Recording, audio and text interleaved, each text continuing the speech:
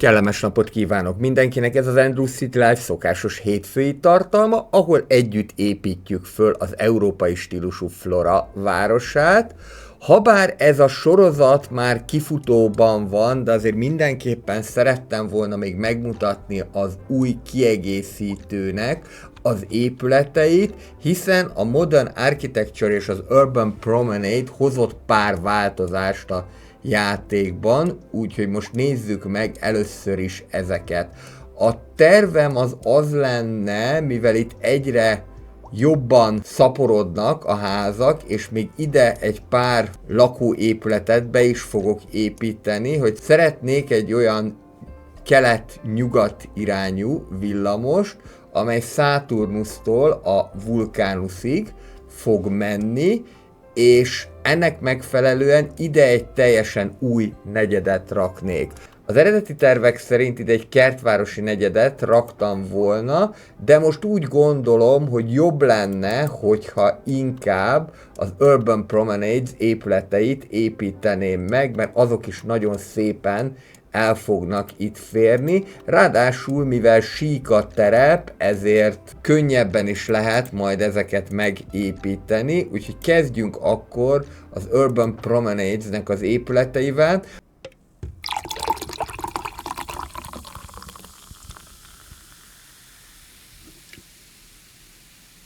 Alapvetően erre én azt mondtam abban a videóban, amit készítettem, a két új kiegészítőről, hogy hát olyan 10-ből 7-es értékelést kap, de a 10-ből 7-es értékelést az csak az magyarázza, hogy nem igazán erre számíthattunk a cím alapján. Ugye ezt is elmondtam abban a 15 perces videóban, amely előző hét csütörtökön került föl.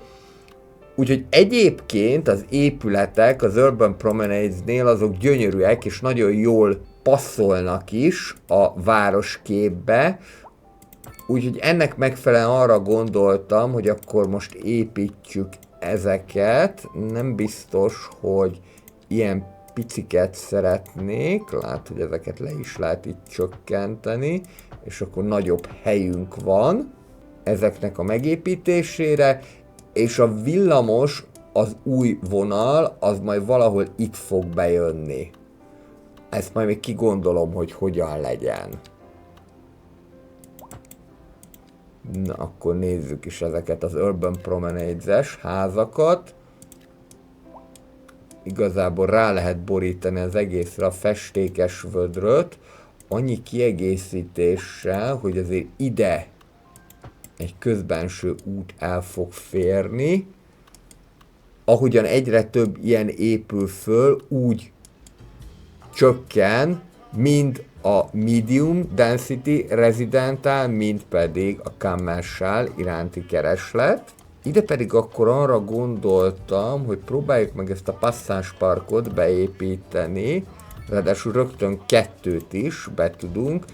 Ez eléggé menő lenne így, egyetlen egy problémám van vele, hogy nem lehet a kettőt összekötni, mert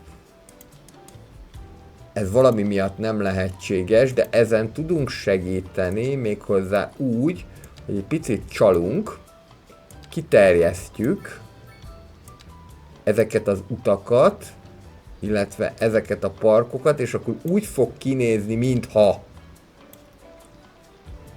egybefüggő lenne az út, legalábbis, hogyha jól meg tudom ezt oldani. Itt már ezt engedi, ez remek, és itt is engedi. És akkor nem is csak úgy néz ki, hanem valóban egybefüggő az út, akkor itt remekül tudnak majd közlekedni a városlakók. Gyakorlatilag így létrehoztunk egy hosszú zöld folyosót. A többi meg majd beépül, tehát azzal most még egyelőre nem tudok mit csinálni, mert hogy itt egyelőre meg kell várni, mire újra mutatkozik rá kereslet. Ebben a részben egyébként elég sok épületet is szeretnék lecserélni, hogy egy kicsit modernebb legyen az egész városnak a kinézete. Úgy látom, hogy általános iskolára például szükségünk van, úgyhogy akkor jöhet is. Nem is a modern Community Elementary School, hanem az, amelyik az Urban, az egy nagyon jól kinéző iskolatípus, akár ide is jöhetne az oktatási centrum részére, de megpróbálok keresni olyan részt, ahol gyengébb az ellátottság az oktatás szempontjából, és ez pedig itt lesz a Proletár negyednél. Többfajta lehetőség van, ezt én itt elég szerencsétlennek látom, ami itt kialakult, illetve nem alakult ki, úgyhogy ide fogjuk beépíteni az új általános iskolát, ami egy kifejezetten menő kinézetű, színpompás épület, és pont ide is fog férni. Ez nagyon jó, és igazából úgy fog érvényesülni az egész, hogyha a toldalék épületeket is megépítjük, különösen ezt a nagyon szép tetőteraszt, ami egyben játszótérként is funkcionál. Innentől kezdve van egy 1700 fős nagy kapacitású iskolánk. A többit pedig fogom lehatárolom. Ugye, amit mondtam, hogy jó lett volna, hogyha kapunk újfajta sétáló utcákat, sétányokat is. Az Urban Promenade-zel együtt, ha már az a neve a kiegészítőnek, magyarul, hogy városi sétányok, illetve városi korzók, hát ez nem történt meg, de abban reménykedek, hogy miután ezeket mindig úgy is ingyen kaptuk, hogy majd valamilyen ingyenes csomagban ezek benne lesznek. Még azt is mondanám, hogy akár a japán csomagba, de ebben nem vagyok egészen biztos. Ide még jöhet ez a Tiny City Park, ami pont, hogy elfér. Azt nem szeretem egyébként, hogy mindig ilyen furán húzza meg az utat maga után, ez a Tiny City Park. Igen, ezt így lehet megoldani, csak az a baj, hogy akkor meg más fog kitüremkedni, hát próbáljuk meg valahogy így, és akkor így most már egységesen és jól is néz ki. Ide csak ezek a fák fognak elférni, és ide még pár fenyőfa jöhet. Nagyon szépen néz ki ez az iskola, nagyon szeretek benne gyönyörködni, meg is telt, mint az 1700 ember ezt belakta. Igen, mert hát 16.200 fölött van azoknak a száma, akik szeretnének általános iskolába menni, és összesen 15.650 a kapacitás. Korábbi játékokban persze probléma volt, hogyha ezt a kapacitást mind kielégítettük, valósággal eltűnt akkor a kereslet a low density rezidentálok iránt, de most már szerintem ilyen probléma nincsen. Úgyhogy akkor megépíthetjük a Modern Elementary School-t is. Itt látok még olyat, hogy itt nincsen általános iskola. Most az a nagy kérdés, hogy ide nagyon ki a prérire, ahol gyakorlatilag inkább gyárnegyedek vannak, minek építsük.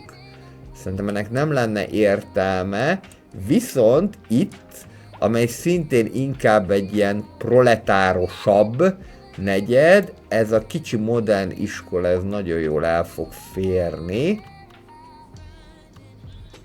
Mondjuk akár itt is, csak a tereprendezésről először gondoskodom. Florának ugye ez egy sajátossága, hogy eléggé hegyes, dombos a terep, és hát igazából az oka annak, hogy nem olyan sokáig fogjuk már csinálni ezt a sorozatot, az azt, hogy a hegyek korlátozzák a beépíthető helyet. Ide még elfér egy ilyen playground, meg még a toldalék épület. Nem kell vadulni, inkább próbáljuk meg így lesimogatni a terepet, hogy természetesebbnek hasson, és akkor van egy ilyen kis hegyvidéki iskolánk. Mindjárt meg is tellik. lehetne egyébként még további sportpályákat építeni mellé, amennyiben hely lenne. És itt az iskolát a közeli buszmegálló ki is tudja szolgálni.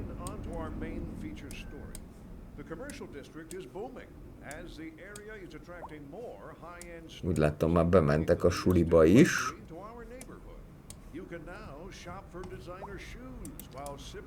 A tanárnéni leült a parkba, bár mondjuk ez community playground, úgyhogy lehet, hogy akárki bemehet, mivel közösségi játszótérről van szó, ez még egy érdekesebb kérdés. Oké, azt hiszem az oktatást akkor elrendeztük megfelelően. Még amit esetleg lehetne, tekintettel arra, hogy itt nagyobb mennyiségű ember lakik, de mindjárt megnézem, hogy úgy körülbelül itt 500 darab emberre lehet számítani. Hogyha nagyon kedvezni akarok nekik, akkor a metrót azt ki tudom húzni. Itt van a lakótelep szíve, ez is jól néz neki, de a problémám az, hogy akkor túl sokat kell rombolni. Viszont meg lehet ezt építeni így is, most jutott eszembe, és akkor működni fog ezzel az új típusú metróállomással. Ide pedig akkor jöhet a gyárnegyed. Ez pedig azért jó, mert hogy két irányú kapcsolatot tesz lehetővé. Húzzuk is be ezt a két irányú kapcsolatot, illetve építsük meg a bejárati tetőt is. És szerencsére úgy tűnik, hogy még sikerült is összekapcsolni. Igazából nem kéne ide két vágány, de lehet majd a későbbiekben. Ez jó lesz. Egyelőre kihúzzuk az egészet idáig. Teljesen mindegy, hogy melyik vágányra érkezik. És akkor most már csak el kéne nevezni. Illetve arra is kíváncsi leszek, hogy mennyien fogják ezt használni. Elvileg a kétirányú kapcsolat miatt, és azért, mert hogy itt lakótelep található, valamint még üzemek is, akár sokan is használhatják. Ez itt pedig a kórház, mégpedig a francia kórház, aminek a kihasználtsága viszont nem túlságosan acélos. Flora városának jellemzője az, hogy minden metróállomást, illetve minden nevezetesebb pontot latin névvel illetünk, úgyhogy itt, mivel a közelben található a Vashíd, ezért a Vashíd telepet, Vashíd lakótelep nevet adtam neki, a Vashíd latinul Pons Ferreus, úgyhogy akkor ez lesz a Pons Ferreus Sedes metróállomás, amit úgy látom már el is kezdtek használni. Ehhez a metróállomáshoz egyébként nem építhetőek külön üzletek, a komfortot itt azt fogja növelni, hogy több bejárat van, illetve hogy a bejárati tetőt is meg tudjuk építeni. Ja, és majd elfelejtettem, van nekünk új rádióállomásunk. Ez pedig a Soft Rock Radio. Oh yeah! Egészen biztos, hogy itt ezt a buszmegállót is közelebb kell tenni, annak érdekében, hogy jobb legyen a kapcsolat a metró megállóval.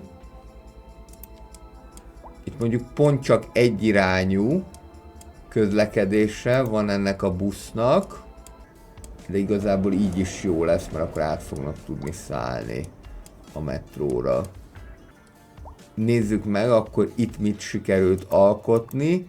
Hát azt már látom, hogy sikerült túlterhelni a hálózatot. Úgyhogy jöhet az extra pumpa, illetve a vízszűrő is. Ez viszont egészen szépen alakult ki, ez nekem tetszik. Azzal a kikötéssel, hogy ide, azért még ez folytatódhatna. Csak most akkor azt kell kitalálni, hogy hogyan folytatódjon. Mondjuk így. Próbáljuk meg így beépíteni. Így sem lesz ez teljesen tökéletes, de valahogy majd ezt meg lehet mókolni. És ide már simán be lehet építeni a különböző utakat is. Ez is működőképes.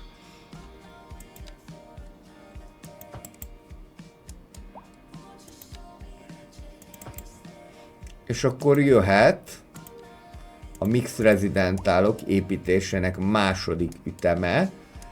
Az egy más kérdés, hogy ide a közelbe valószínű, hogy lakóházakat is föl kéne húzni, hogy legyen egy megnövekedett kereslet az üzletek iránt, hiszen ugye a Mix Residentálok, ezt már nagyon jól tudjuk, fele részben üzletek, fele részben pedig lakóházak. Megnézem, itt el tudok-e húzni egy kicsi sétány, de úgy tűnik, hogy működik a dolog. Ennek örülök.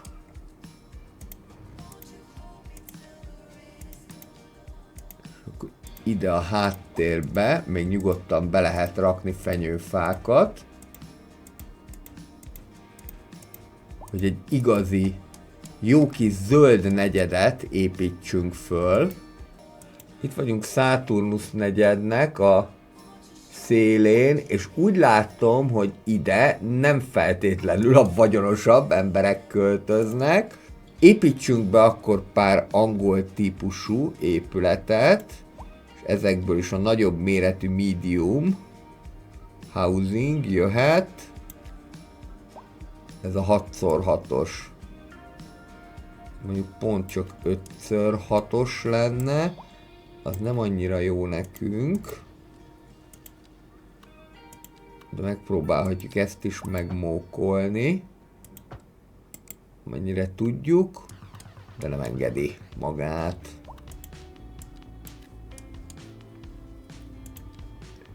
Próbálom fokozatosan beépíteni, és akkor megnézzük, hogy mi történik, hogyha az angol stílust keverjük ezzel az új típusú városnegyeddel.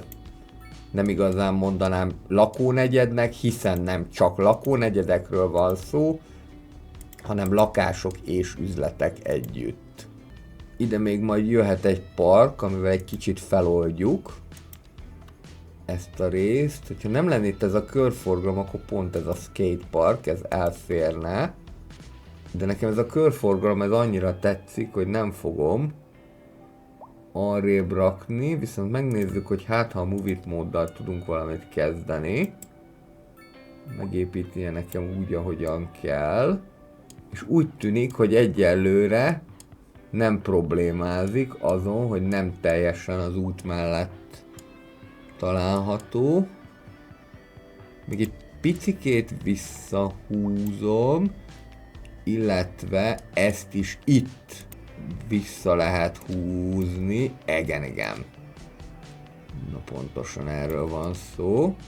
Nem vagyok teljesen odáig ezért a kihúzó eszközért, de nem tudom, hogy milyen jobb megoldás lehetett volna alkalmazni. Ide pedig viszonylag sűrű zöldséget fogok beépíteni, illetve telepíteni. Ez még nagyon sűrű, de alapvetően szerintem nem néz ki rosszul.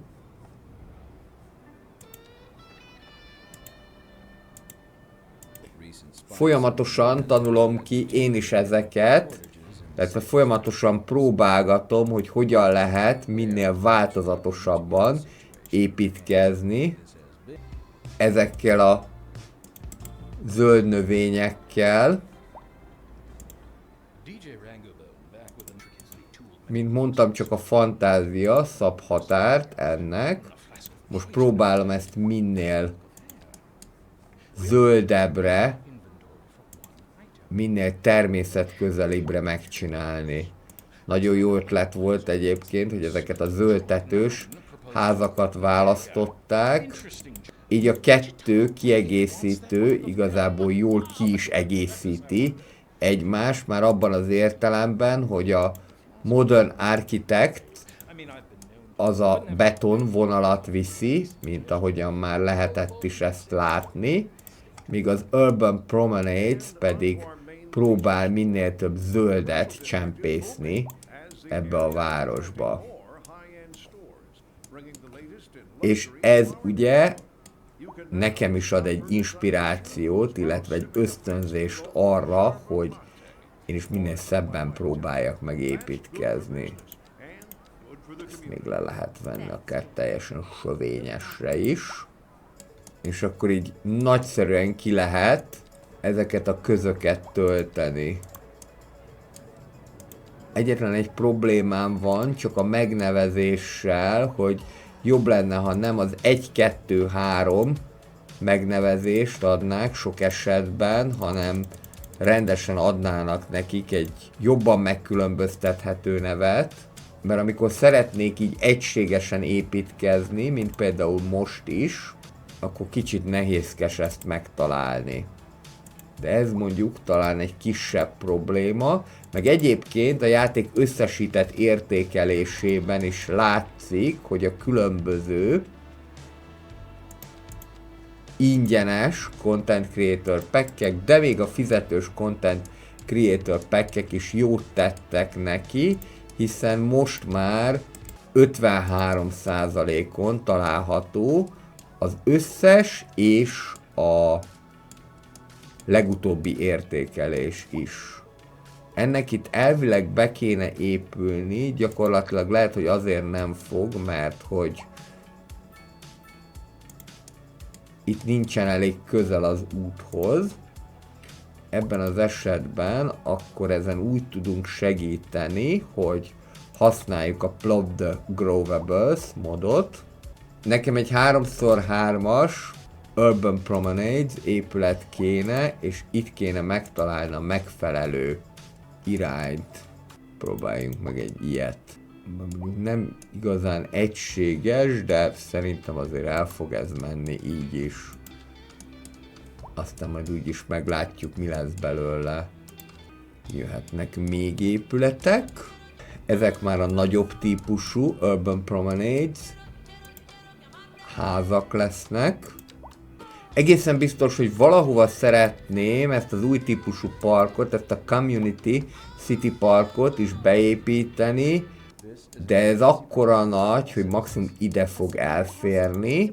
Ide viszont a hegytetőre eléggé jól fog kinézni. És akkor most megpróbálok egy merényletet. Megnézzük, hogy mi történik, hogy itt megpróbálunk egy hatalmas nagy hidat építeni, de tényleg hatalmas nagyot, hogy az elvileg lehetséges-e. Elvileg egyébként lehetséges, csak baromi ronda lenne. Na, akkor gondoljuk ezt át. Mert itt az, hogy ennek legyen egy tartása, az elég fontos lehet.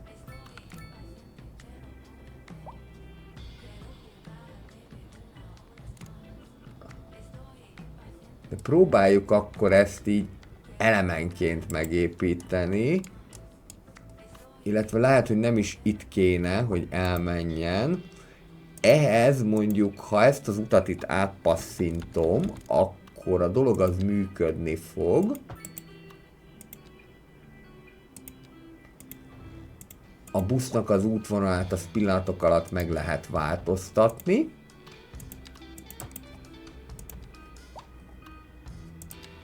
És akkor kezdjünk el ezen ügyködni.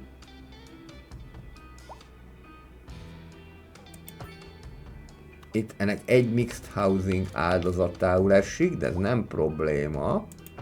Jön a következő. És akkor most ugrik a majom a vízbe.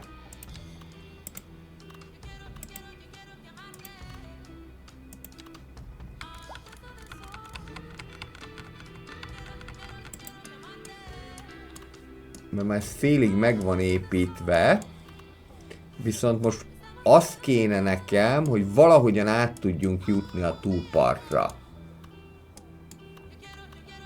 És ez az a pont, ahol a Move It módot segítségül fogom hívni. Picit kihúzzuk ezt a dolgot, és akkor most megnézzük, hogy ebből mit tudunk kihozni.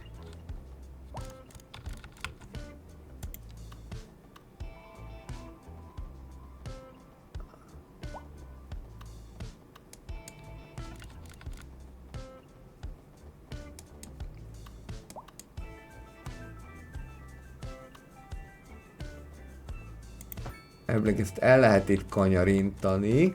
A probléma most ezzel a szegélyes résszel lesz.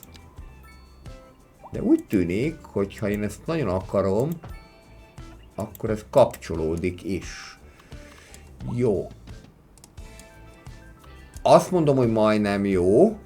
Ami nem tetszik, az az, hogy ilyen hülyén kanyarodik. Tehát nekem ez jobban tetszene, hogyha így egyenesen menne, és most látom, hogy egyébként még itt meg is törik az út, úgyhogy akkor ezt itt módosítjuk, és megpróbáljuk normálisan megcsinálni.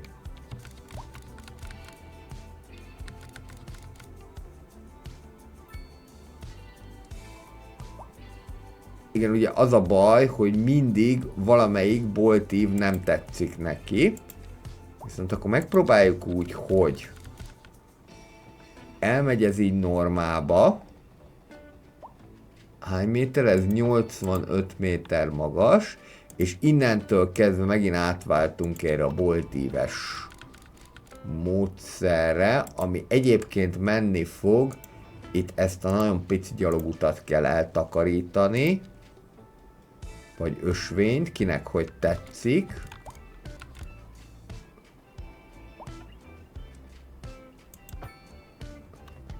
Még mindig jelezte, hogy overlapping items, de ez igazából nem volt érdekes, mert csak azt kellett ott megoldani.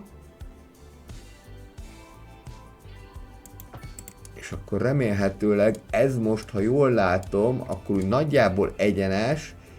Itt törik csak egy picit meg, de az igazából rendben van. És akkor elvileg innen már jön a melónak a könnyebb része. Annyi, hogy le kell vezetni ezt a borzalmasan magas hidat. Hát ugye akárhogyan is nézem, ez egy háromszintű kereszteződés. Ráadásul itt az égben van. Na, ha most ezt B, akkor ideges leszek, mert az előbb már jó volt. Na, apa, próbáljuk meg ezt megfogni. Ha nem megy szép szóval, akkor megy Move It móddal. Akkor kihúzzuk a pilont. Azt hiszem szaknyelven ezt úgy hívják. Illetve itt is csinálunk valami kis kiegyenesítést. Igen, így. Így azért ez ne látszódjon. És akkor most kéne azt valahogy megcsinálni.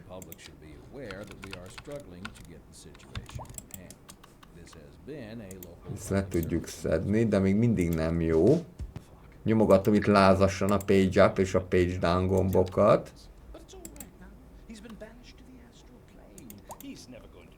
Akkor húzzuk ki. És nem fogja megengedni, mert túlságosan hosszú neki. Jó, akkor még visszavesszük.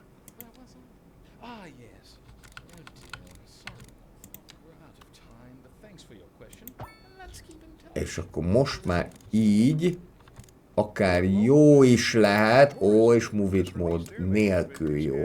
Hát ez csodálatos eddig. Akkor most már csak az kell, hogy valahogyan ezt le tudjuk innét vezetni. És erre mondtam, hogy ez már a könnyebbik része a dolgoknak. valahogy úgy gondolnám ezt az egészet, hogy itt az egyetemi kórház mellett. En voilà. Van egy nagyon-nagyon hosszú viaduktunk, amelyet még itt megigazítok, meg még itt is, és akkor ez nagyjából egyenes is lesz. Még igen, azért egy pár kiigazítás az ráfér erre, de alapvetően akkor most már ez így fog kinézni, és hát szerintem úgyis rögtön rávezetek majd egy buszjáratot. Na itt mi a probléma? Túlságosan magas a költség. Lehet, hogy nincsen elég vásárló?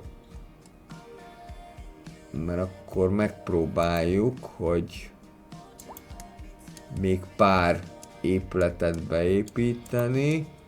Na nem, ez itt nagyon ronda. Ez itt nekem nem tetszik, mert rendszeridegen. Ez még itt hagyján, de ez túlságosan magas. Úgyhogy akkor ennek kasza, majd valami parkot vagy mást be fogok építeni. És ide akkor viszont már jöhetnek, talán akár a low-rent housingok is jöhetnének, de ugye most nekünk az lenne a lényeg, hogy elérjünk egy következő signature buildinget, és ettől egyébként már nem is vagyunk olyan messze, mert ez az apartman, ehhez még 1500 ilyen medium cellát kell kijelölni, úgyhogy akkor tegyük is ezt meg. Egyrésztről itt lehet ennek egy bátor folytatása, másrésztről pedig akkor jöhetnek a medium házak. Most ezt pont úgy gondoltam, hogy mindegyik 4x4-es lesz. Nem baj, addig próbálkozunk vele, még nem lesz 4x4-es. És így akkor már mindjárt közelebb is vagyunk a célhoz. És ide pedig lehet tolni a 3x3-asokat. Ezeket lehet egészen szorosan is. Épülhet be a többi is, aztán majd meglátjuk, hogy hogyan fogják tudni magukat finanszírozni. Az biztos, hogy egy busz az nem fog majd ártani, és közben már el is kezdték használni ezt a hosszú hidat, ami még nekem egy kicsit szúrja a szememet, hogy azért próbáljuk meg azt, hogy ez nagyjából egyenesen menjen. Mondjuk így. Ide még simán el fog férni egy buszjárat, ráadásul vannak azért Nova Florának, ennek az új városrésznek olyan részei, amik busszal nem kiszolgáltak, és itt elsősorban a déli részekre gondolok, tehát itt rögtön a villamos mellett. Itt ez, amit alatta láttok, ez a tehervonat, ez a piros. Utána ide is bejöhet az új francia típusú házakhoz, és akkor itt megáll az orvosi egyetemnél, keresztül megy ezen a brutális nagy viadukton. Itt lehet rögtön egy megálló, és akkor szerintem kétirányú módon lehet erről gondolkodni, mégpedig úgy, hogy itt akár 2 megálló is lehet, pontosabban egy megálló pár, itt is, meg itt is, majd visszafelé úgyis erre fog jönni. És akkor itt már kimehet ebbe az irányba. Egyébként majd a villamos is valahol erre fog eljönni, mármint az új villamos, amit beígértem, de azt még egyelőre nem tudom, hogy itt hogyan fog jönni, azt majd kitalálom. Az biztos, hogy majd a villamosnak ezt a részt kéne föltárnia. Itt lesznek majd még különböző házak, lakónegyedek, az egészen biztos. Olyan irányú buszunk még nincsen, ami a Saturnus irányából jönne, és akkor erre délfele menne le.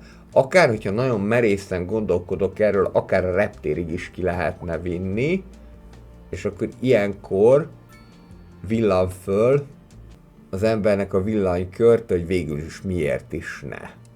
Hogy nézzem a hálózatot, már igen bonyolult egyébként. Ember legyen a talpán, aki ezt tudja követni.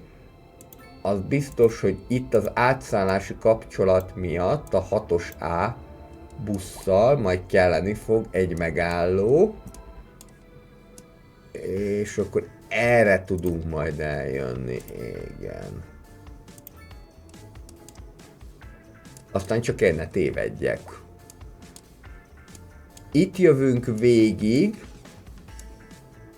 egészen a hullámforma toronyig. Parkum Locum az eléggé egyértelmű helynek tűnik.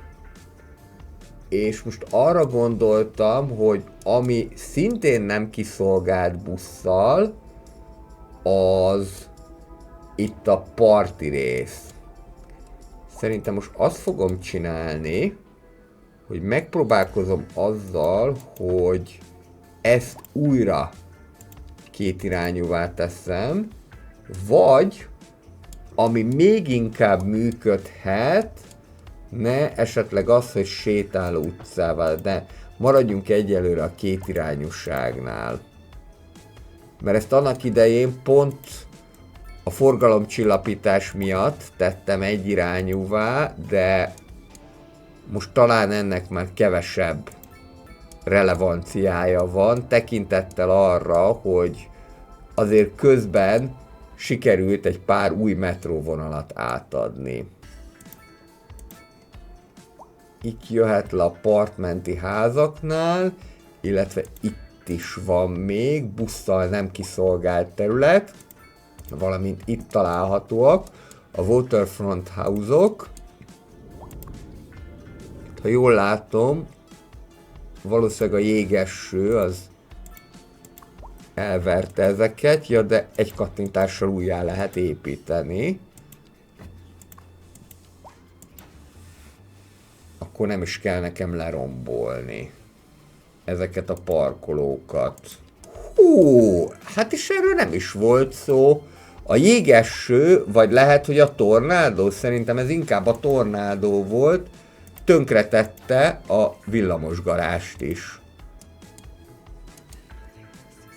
Akkor nem csodálom, hogyha kapacitás problémák voltak, meg sikeresen tönkretett még itt egy jó pár dolgot. Na akkor most ezt gyorsan újjá kell építeni. Tönkretette a francia középiskolát is, ami ráadásul eléggé hülyén volt ide beépítve. Már úgy, hogy muszáj volt már ide bepasszírozni. Úgyhogy akkor most lehet, hogy a Move It mód megint a barátunk lesz. Megpróbáljuk így újjáépíteni. Aha. De tudom már miért nem épül újjá egyébként. Azért, mert itt van ez a kis darabka, amit azért csináltam, hogy esztétikusabb legyen az egész, de valójában ezt jobb lett volna, hogyha hagyjuk inkább. És akkor most vagy visszaépítem a francia típusú középiskolát, vagy azt mondom, hogy ezt is lecserélem modernre. Vagy akár az Urban Promenades-re. A modern az nem fog elférni, az Urban Promenades viszont vidáman. Akkor legyen ez így.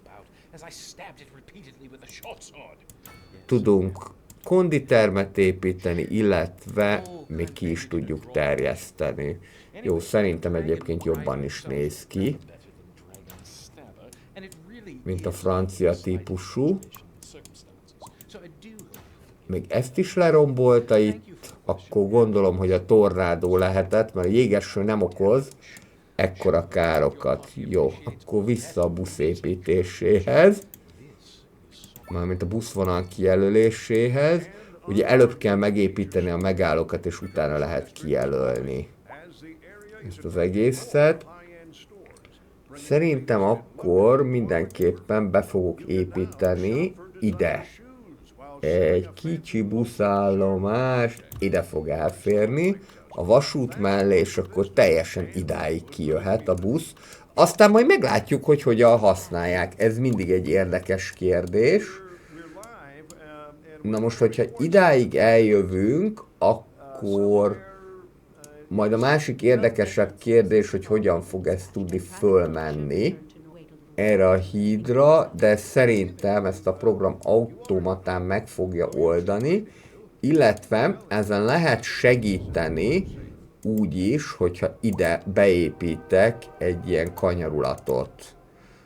Szerintem most ez fog történni, mert ez így az egyszerűbb, csak ez még itt így ronda, ráadásul ilyenkor nem is engedi, de mindjárt jó lesz. Jó, ez megvan, és akkor most építsük ezt is vissza. Csak nem szereti őkelme, hogy alatt ott vannak az utak, mert akkor nem fér el a lába a felüljárónak. Így most már jó lesz. Szedegessük le a zebrákat, mert az egy felüljárónál nem túlságosan egészséges, hogyha zebra is van. És akkor most már csak annyit kéne, hogy ez a busz, ami a repülőtérre készülődik, ez valahogyan föl tudjon jutni. En voilà. Sikerült. Magam részéről azt mondom, kifejezetten jót tesz ez, hogy Flora most csak minden második héten van. Elképzelhető egyébként, hogyha elkezdjük az új brit várost, akkor vele párhuzamosan elkezdünk egy közép-európait is, de ez nyilván attól is fog függeni, sőt elsősorban attól fog függeni, hogy a közép-európai épületcsomag, a Region Pack egy mikor jelenik meg, 2 milyen minőségű, mert eddig az összes közül az angol a legjobb, és a legnagyobb is. És ezért döntöttem úgy, hogy akkor kéne egy új várost építeni angol épületekkel. Jöhet az útvonal megalkotása Nova Florától egészen a repülőtérig.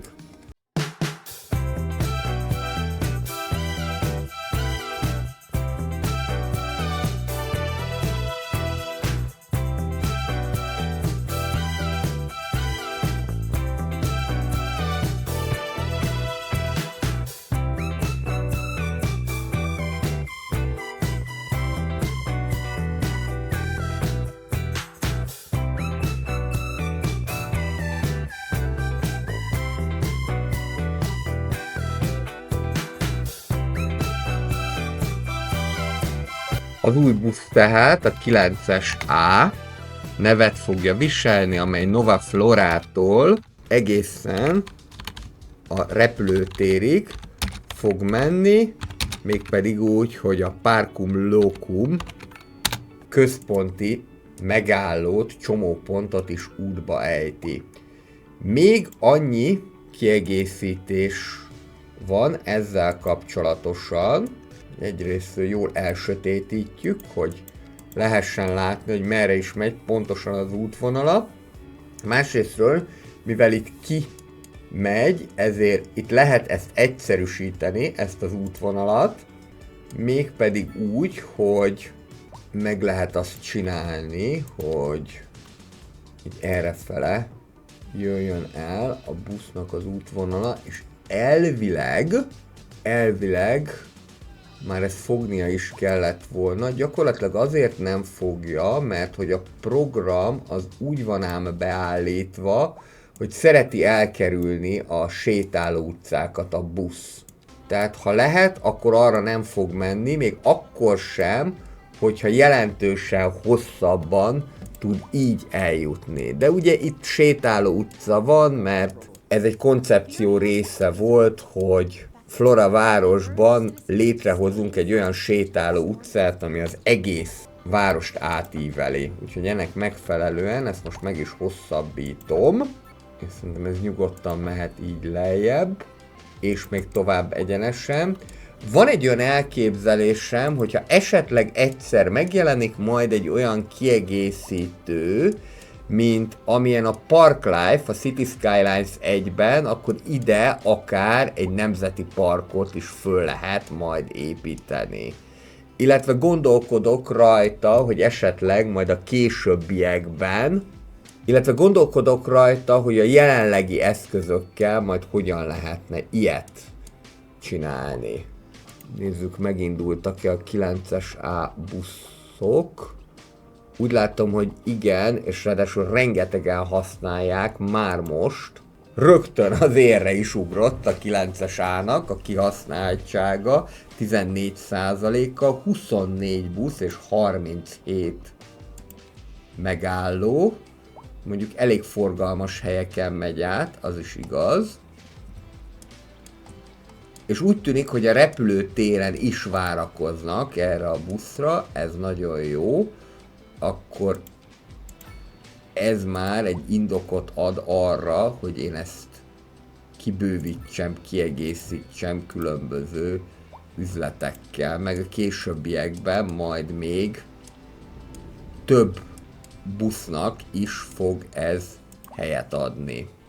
Eddig ugye csak vasúton lehetett megközelíteni a repülőteret, de most biztosítottunk neki egy kapcsolatot, egy buszkapcsolatot, és akkor arra gondoltam, hogy esetleg ezt majd más buszok esetében is el lehetne játszani, hogy egészen kihúzzuk a repülőtérig. Mondjuk az olyanok esetében, amik ilyen vakon végződnek, esetleg lehetséges, hogy még építkezzünk. De ez majd még csak jövőbeni terv. Milyen csinosan fölépültek ezek a házak, ilyen kis katonásan. Itt mondjuk csak ilyen felesbe vannak meg ezek az épületek. Az néz ki jó, hogyha legalább ilyen félkörívben, vagy egész körben záródnak az épületek. Egyébként tényleg most nézem, hogy ezek milyen baromi jól néznek ki. Így azt látom, hogy lehet, hogy elsőre nem tűnt úgy, hogy ezek jók lesznek, de most már egyre inkább kezdem megszeretni ezeket az épületeket. Itt nem tetszett, hogy nem volt egységes, úgyhogy de beépítünk egy játszóteret. Nézzünk pár development pointot is, mire tudjuk még elkölteni ezeket. Alapvetően sok minden nincsen már, amit ki tudunk oldani. Ez a rádióteleszkóp, ez jó lesz. International Airportot én nem oldanék ki, mert egész egyszerűen nem lesz elég helyünk hozzá. Úgyhogy marad ez a szatellit, illetve akkor még jöhet az Advanced Pumping Station. Ez a kettő. A központi intelligencia meg lehet, hogy később majd megépül. Ezen majd még gondolkodom. Jöhet a villamos építése. A villamos vonalnál, tehát egy kelet-nyugati vagy nyugat-keleti irányú viszonylatot szeretnék létrehozni, ami egészen a hegy széléig ki fog menni, tehát úgy nagyjából itt lesz majd a végállomása. És ezt szerintem majd úgyis egyirányosítom. Ez még lehet, hogy túlságosan nagy kör is, de nem baj, legalább nem fognak egymással összeakadni.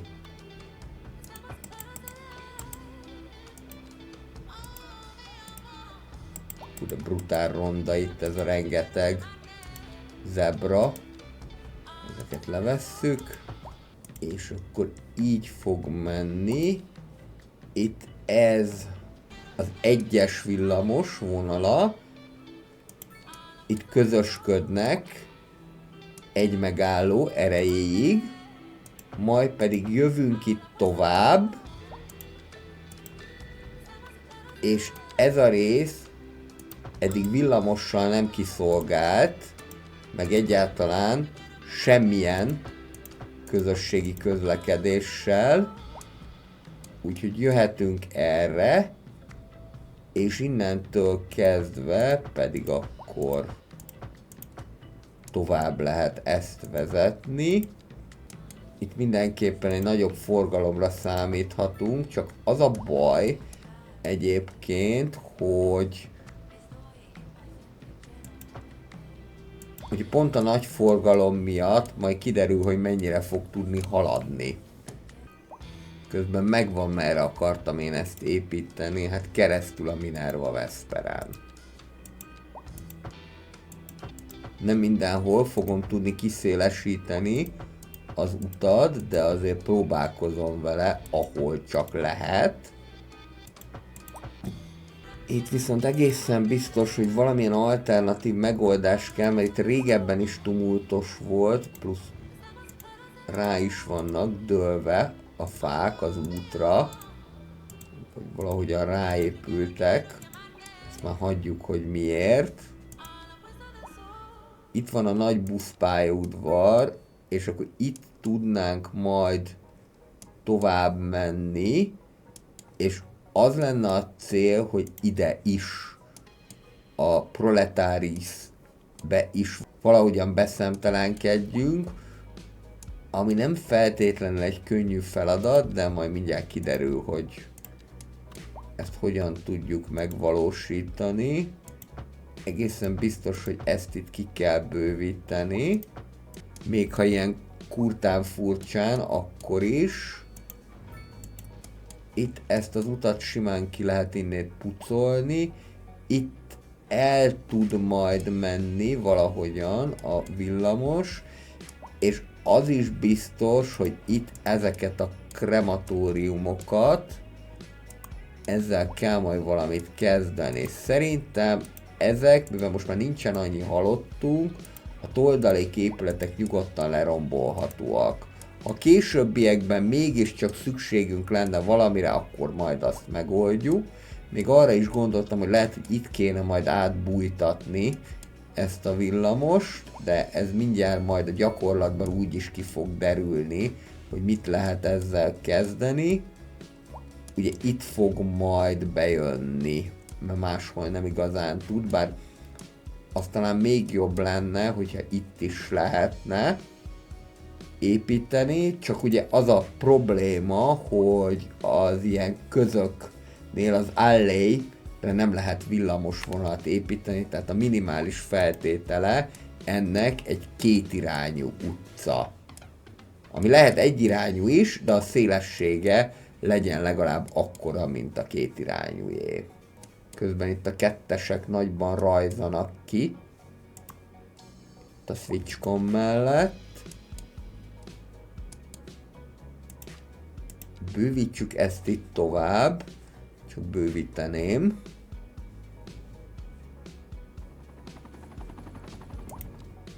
Ha tudnám. A kérdés az, hogy elfér-e ide. Esetleg egy vágánypár, de szerintem ez illúzió. Bár, hát elférne, ha lenne ott hely. Ha lenne hely, elférne. Na jó, akkor nem így leszünk, hanem valahogy megoldjuk ezt másképpen. Mondjuk így. Kicsit az irodaszkárát láttad, de annyi baj legyen. Hú, itt még mindig földúton jesszelnek a teherautók. Az meleg. Megint meglátogatta a tornádó a várost. Nem mondom, hogy örülök neki. Szerintem az lesz akkor, hogy erre fogunk igen elmenni. Igen. Ez a Proletaris, és akkor itt van még egy másik megálló, ez az Orientalem. Akkor eljön az Orientalem felé, és a Proletarisnél lesz vége, hogyha ezt jól meg tudjuk oldani, akkor akár a high schoolig is ki lehet húzni, és itt lehet neki a vége. Ez mondjuk egy tökéletes ide. Rögtön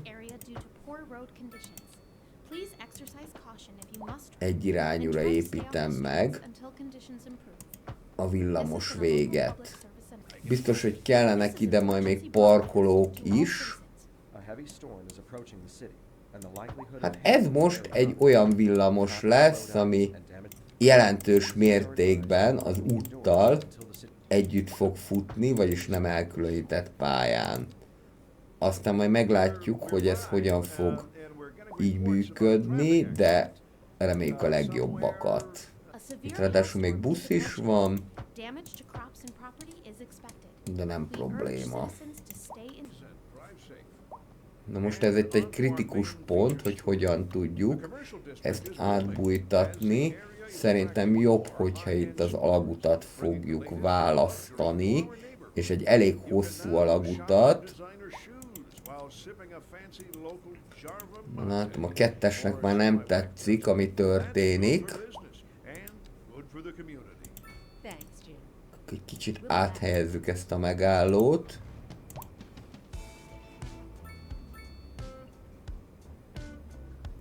Mindjárt kiderül, hogy így működik-e.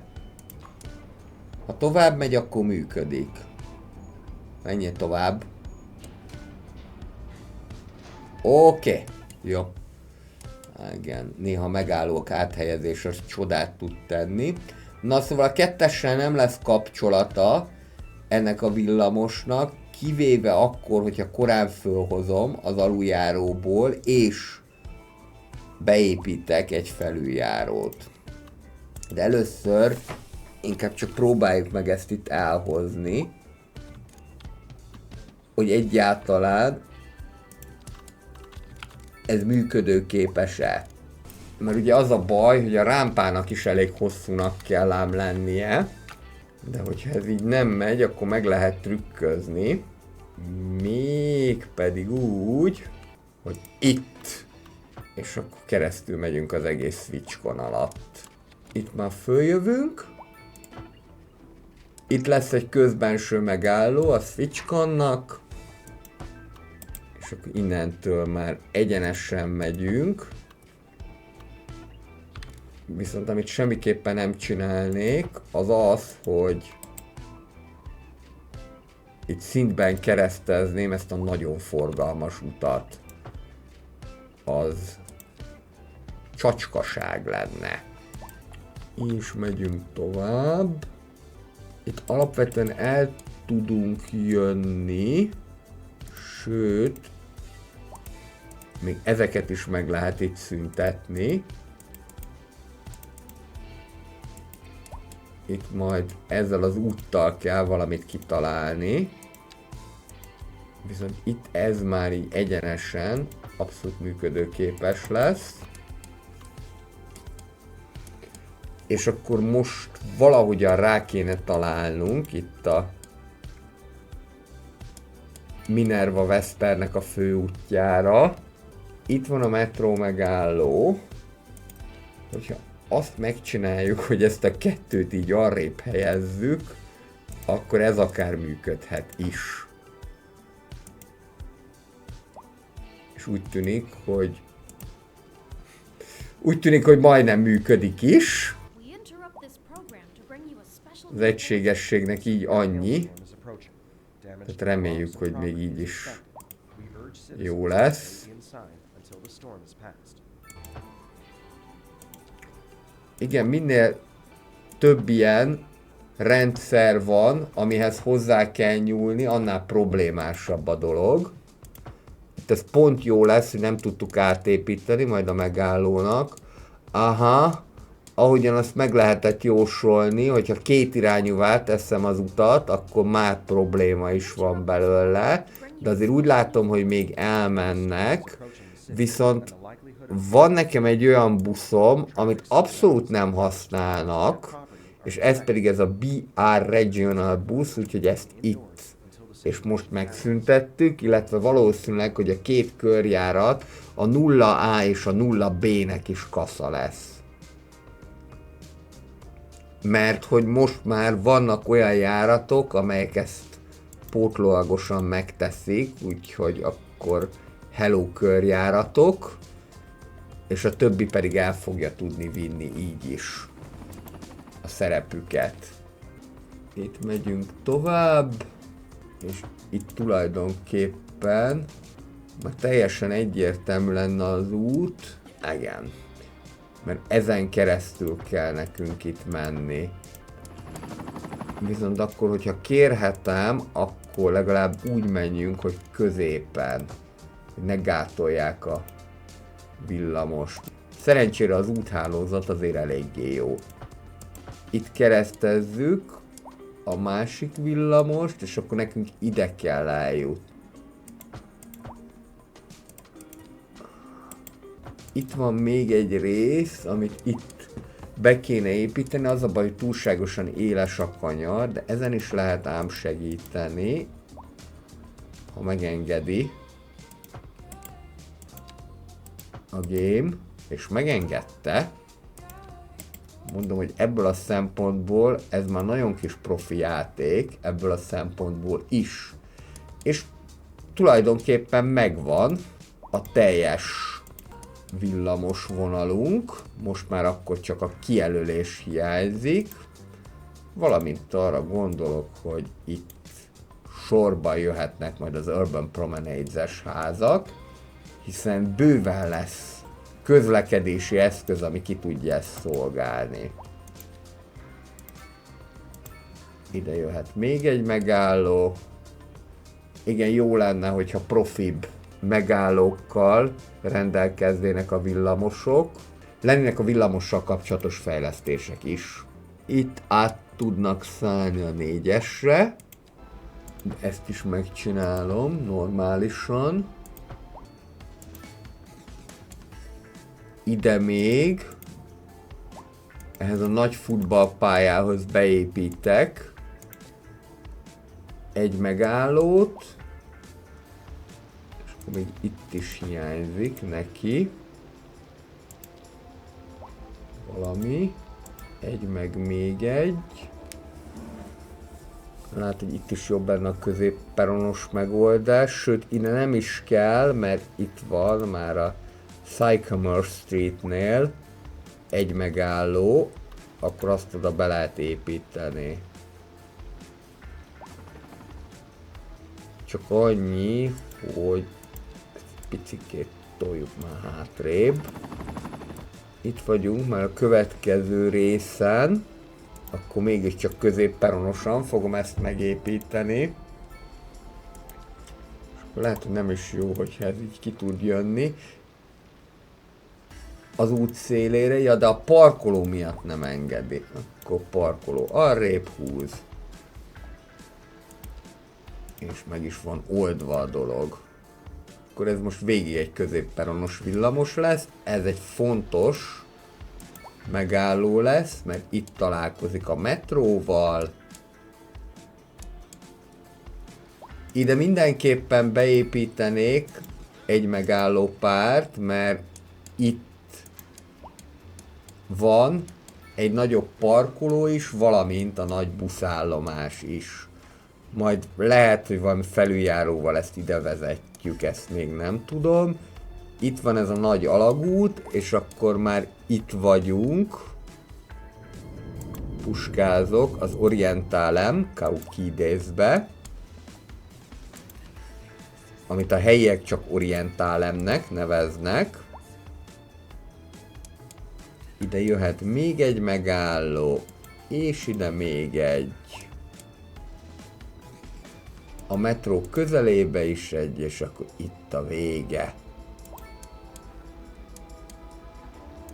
A modern középiskolánál. Ide pedig természetesen be kell építeni a megfelelő kapcsolatot is, mert különben a kutya nem fogja használni. Így azért csak barátságosabb. Plusz ide még simán elférnek low rent housingok. Kár, hogy a low rent housingokért egyébként semmilyen signature building nem jár jutalomként. Jelöljük akkor ki a villamosnak az útvonalát.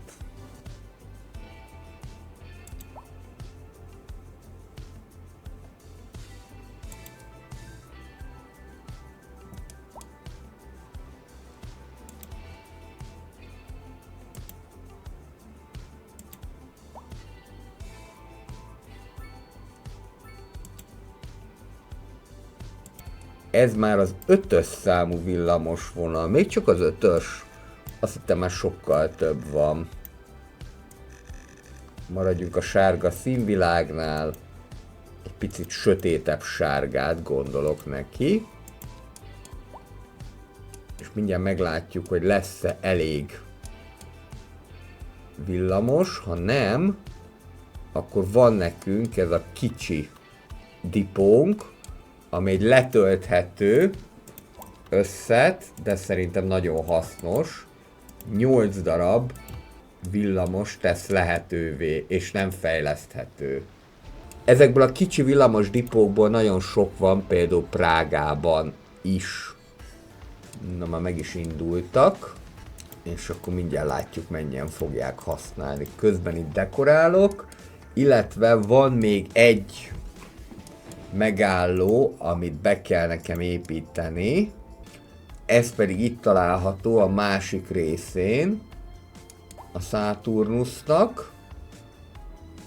Méghozzá itt a vasútállomás mellett. Ide mindenképpen kelleni fog egy megállópár.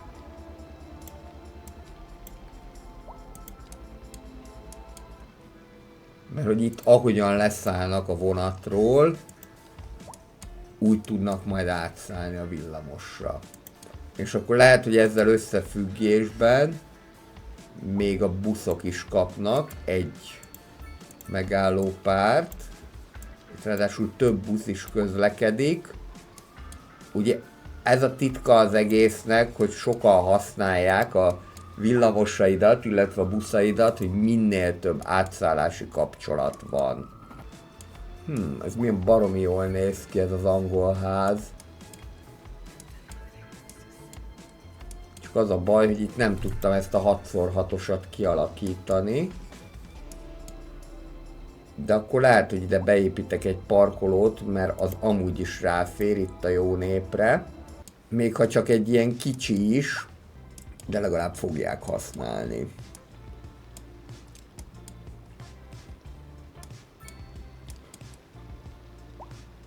Itt meg már elég jól beépültek ezek a mix residentálok is, de ez nem lesz nagyobb, se baj, akkor kitöltjük tölgyfával. Nézzük meg ennek az új 5-ös villamosnak az útvonalát.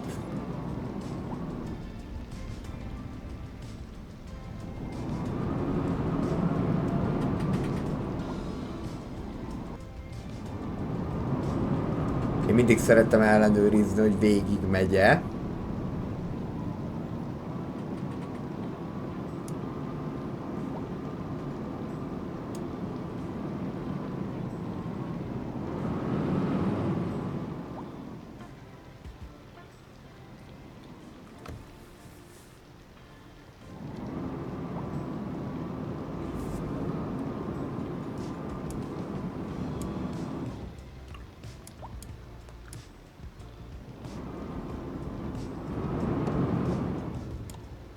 Na, ez egy kritikus pont lesz a vasút miatt, az már látszik.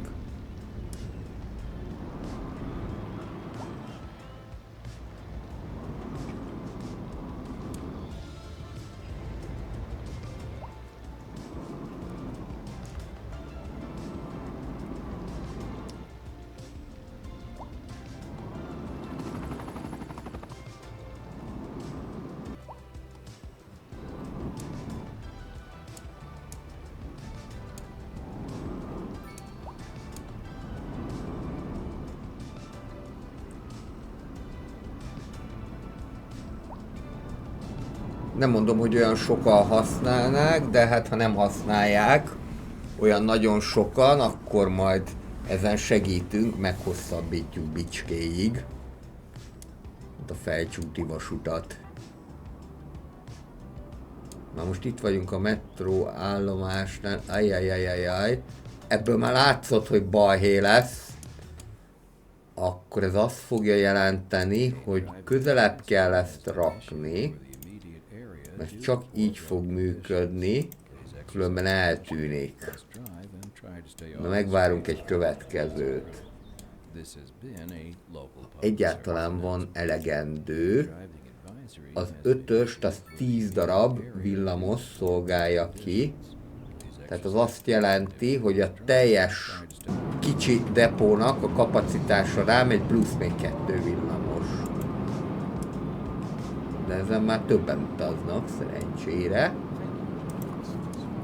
Na, itt jön ez a buszterminál, a nagy buszterminál, ami viszonylag egy távolabbi. Itt lemegy az alagútba. Végig megy a Switchcon alatt, és akkor már itt vagyunk az Orientalemben. Nagyon tetszik ez egyébként, hogy most már a City Skylines 2-ben olyan rugalmasan, kompaktan lehet beépíteni ezeket a villamosokat, tehát nagyon pici helyen elférnek, és majd, hogy nem mindenhova lehet építkezni velük.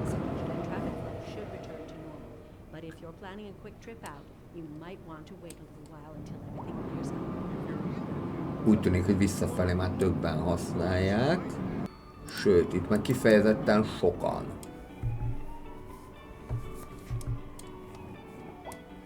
De mondjuk ez metróállomással való kapcsolatot jelent.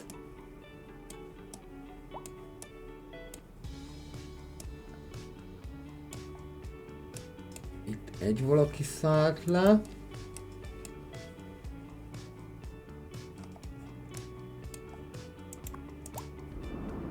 Jó, szerintem be fog ez indulni. Nem lesz ezzel gond.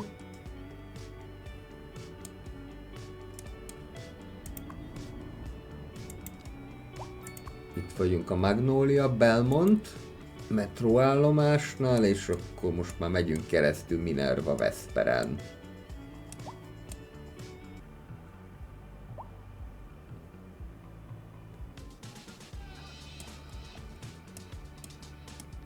Érdemes néha így közelről megnézni a várost, mert szerintem nagyon sokat tud dobni a játékélménye, hogyha az ember villamosozik egy kicsit. Akár persze ezt lehetne first person kamerával is, majd úgyis ki fogom próbálni, de szerintem így is elég menő a látvány. Plusz észre lehet venni mondjuk ilyen apróságokat. Aha. Mint hogy itt nincsen rendesen megépítve a bejárat, meg azt is, hogy itt el fog tűnni ez a villamos, akkor ez azt jelenti, hogy ezt is hátrébb kell ide tolni. Ide pedig még esetleg egy nagyobb méretű park is elférne. Viszont úgy látom, hogy nem nagyobb méretű park kell nekünk, hanem még egy általános iskola. Akár mondjuk a változatosság jegyében egy ilyen.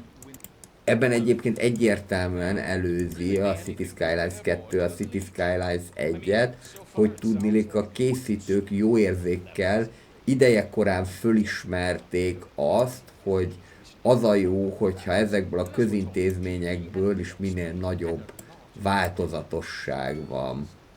És a különböző stílusú, különböző irányzatú épületekkel pedig hatékonyan ki lehet tölteni bármilyen teret is. Hát ezek változatlanul csehül állnak. Az a baj, hogy magas a működési költségük.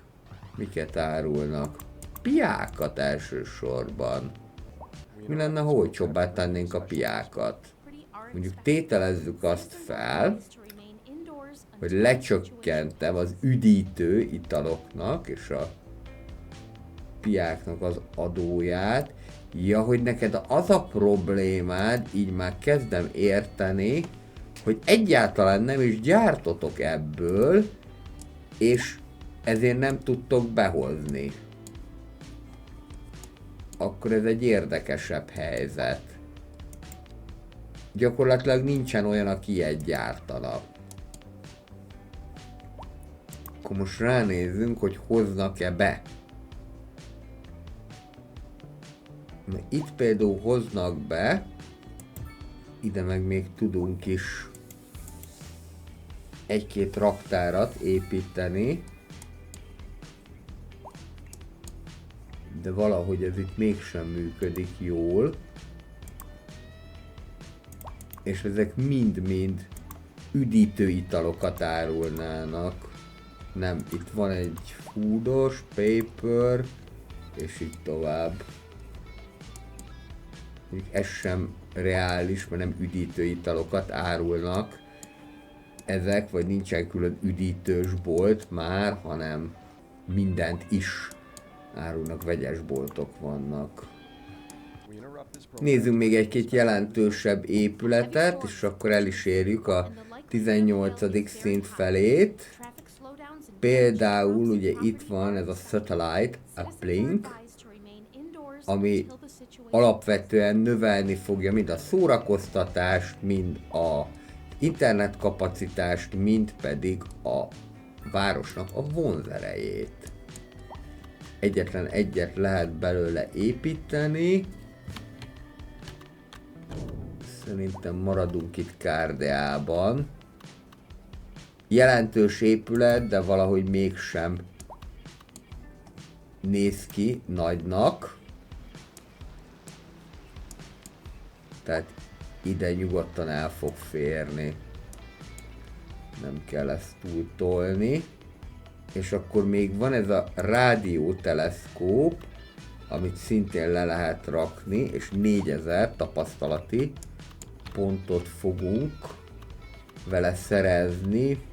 Ezt is inkább valami külvárosi helyre raknám le, mondjuk ide a Vulkánus részre. És ezzel is 10.000-rel kevesebb lett a profitunk óránként, de ez talán nem akkora probléma. Itt pedig már megjelent a talajszennyezés, ami nem jó. Akkor ez azt jelenti, hogy tovább ki kell szorítani még ezeket az épületeket.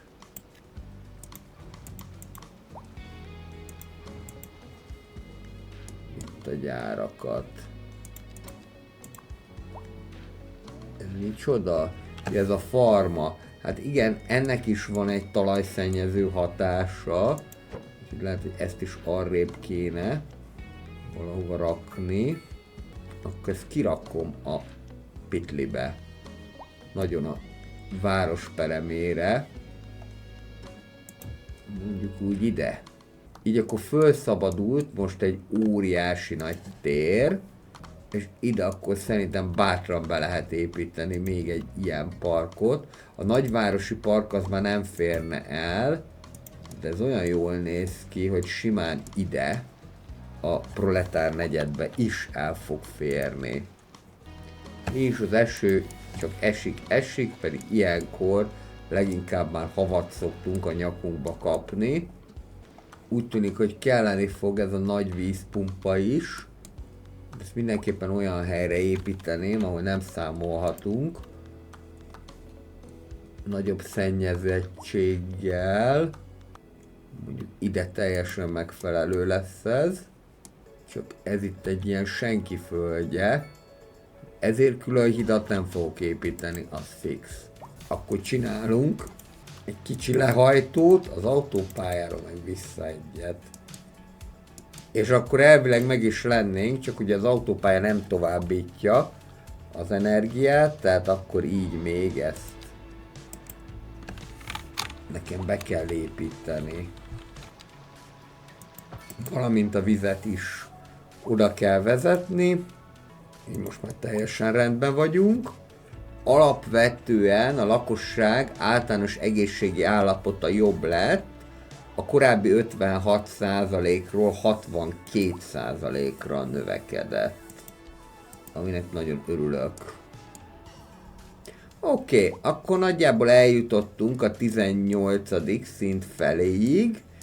Ezzel én akkor megköszönöm a szíves figyelmeteket. Ez volt a hétfői City Skylines.